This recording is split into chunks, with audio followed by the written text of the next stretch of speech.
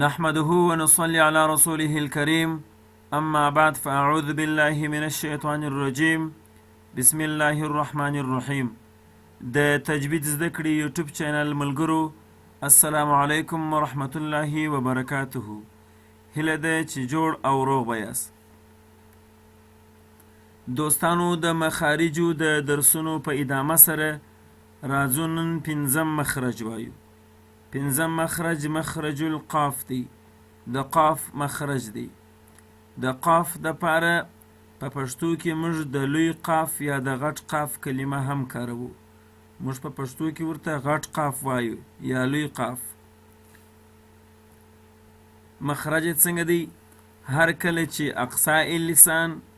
اقصا اللسان مو مخکې پیژندلی و دوستانو چې د ژبې بیخ ته یې وایه، د ژبې پای ته منتهای لسان چې ورته وایه.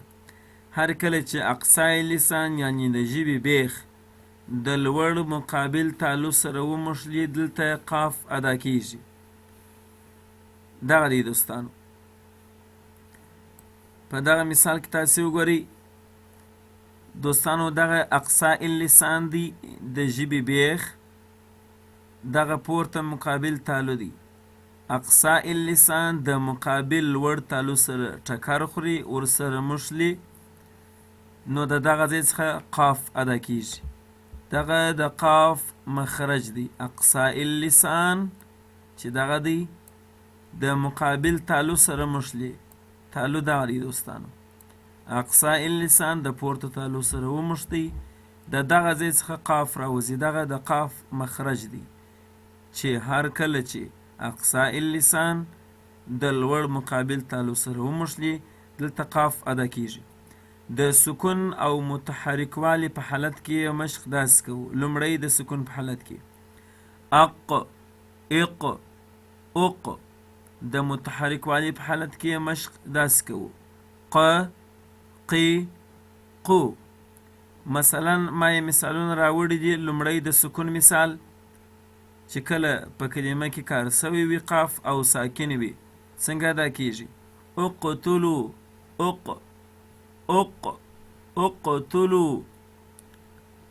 همدارنګه د متحرک والی په حالت کې مثال قال قا.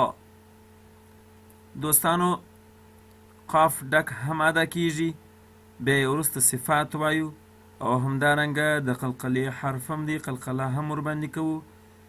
د قاف د ډکوالي صفت چې استعلا بلل کیږي او د قلقلې صفت چې خپله قلقله ده، دا به بیا په راتلونکي درسونو کې تشریح کړو.